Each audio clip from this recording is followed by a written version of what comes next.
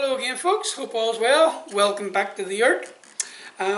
This week I'm going to look at the Repulse Monkey. We're going to do a bit of backwards walking. Okay.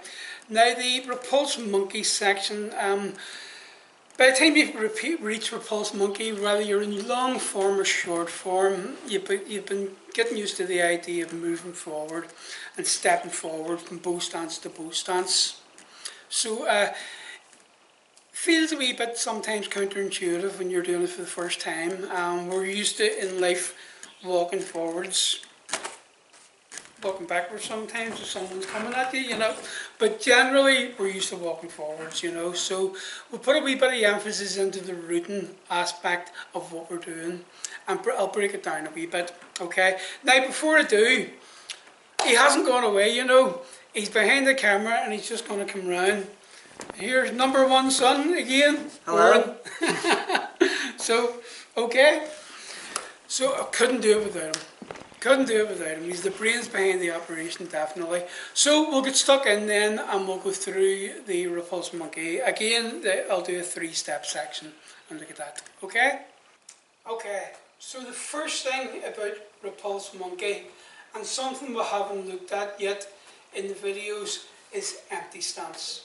Okay, so whether you're in long form or short form, you're in this empty stance, okay, in the right leg.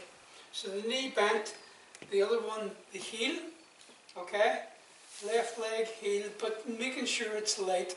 You don't want to be forward like this in an empty stance where you have to shift back to take your foot to the ground. You want to take your foot instantly off the ground, if not that we do that, but there's no weight on it. Very little anyhow, inconsequential. I think they talk about 5%, but who knows. Okay, so that's our starting position. So we'll look at it in long form.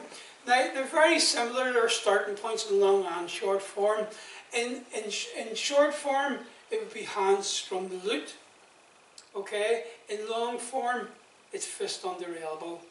Okay, so if we're looking at it from long form, what happens is open, palms flat. Okay, so by the time I've turned the hips diagonal, the arms are at right angles to each other. Now, as this right arm folds, I'm stepping back, and once the heel is down, I'm sitting back and pushing out with the right, pulling the left elbow in, and the front foot will straighten there, so the hips will square. Now in long form, as I do this turn here to the other side, initially this hand will turn, so the side of the hand up, but then as they fold this arm, to step back, this hand turns up, and then once I'm back, then the right elbow pulls into the side, the left hand pushes out. Okay? So again, long form.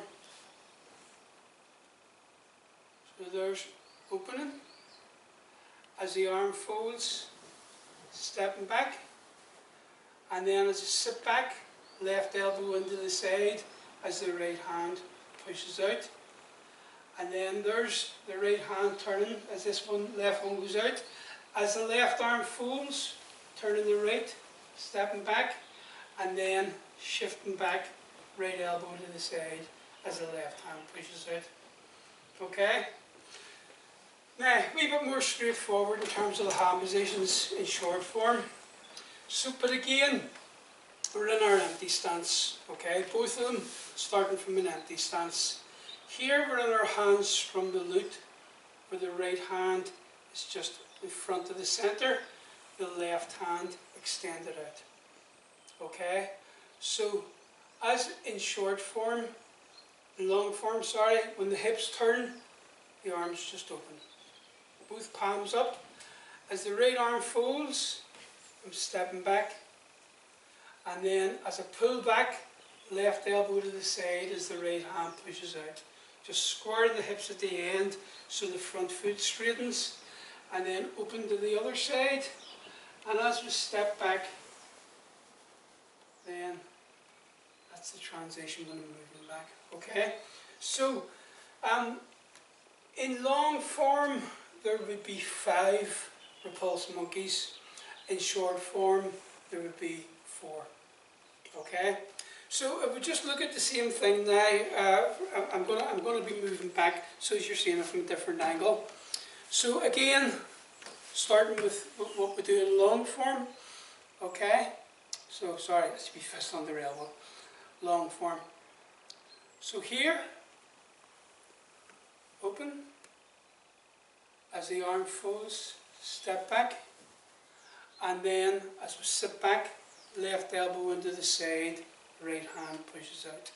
I'll do another one of those to the other side, open, as the arm folds, step back, and as I sit back, pulling in with the right, pushing out with the left.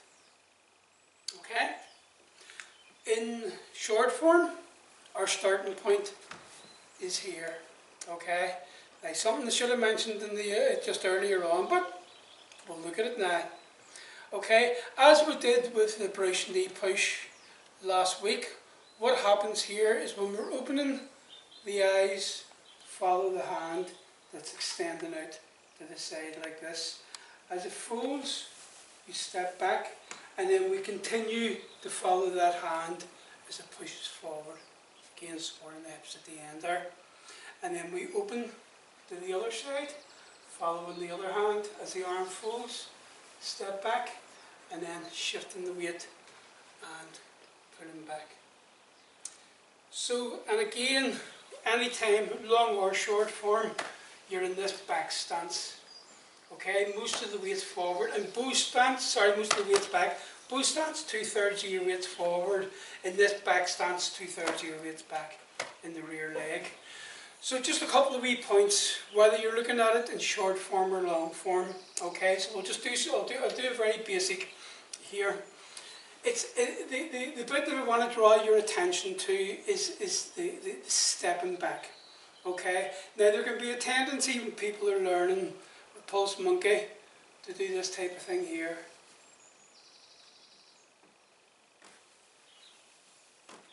Okay, if you think about how I was encouraging you to do the walking in bow stance, for example, your foot, your root will stay, in this case in the left leg, until the right foot has found its place, and then it will come forward. So when you're doing a back step, so we'll just take it from this posture, okay?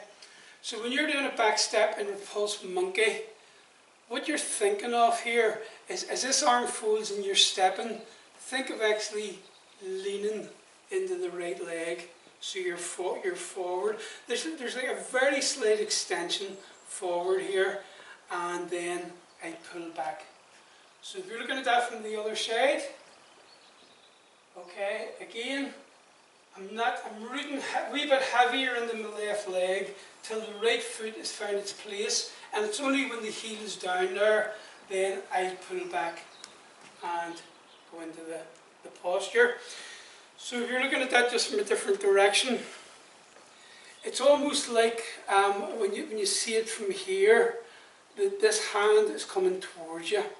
If you think about, when I'm turning the body and rooting into the right leg, I'm leaning into this leg, so I'm actually forward, and then I move back. So the move is actually going from that forward position into the back one.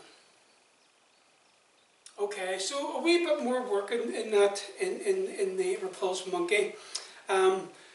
In short form, it only occurs once, those 4 steps. In long form, it occurs twice. So compared to your bow stance technique that you do quite a lot in the form, it's quite minimal, but it's important in terms of just giving you another perspective of rooting and really concentrating down into the legs. And you would do also the same thing that I talked about last week with for example, when I was doing the brush knee. So for example, posture by posture. There's 1. There's 2. There's 3. So again, 1, 2,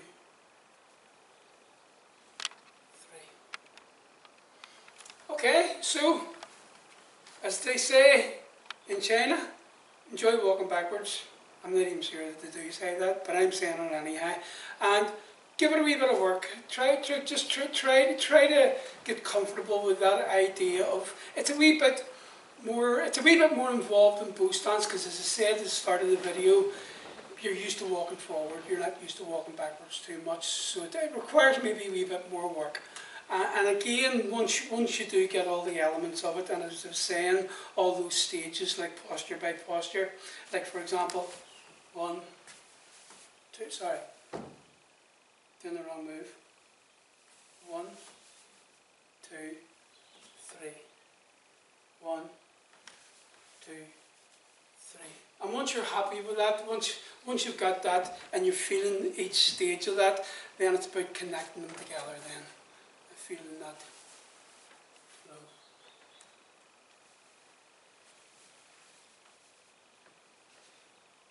Okay, so we'll leave it for there for now, and hope everyone's well, and I'll see you next week.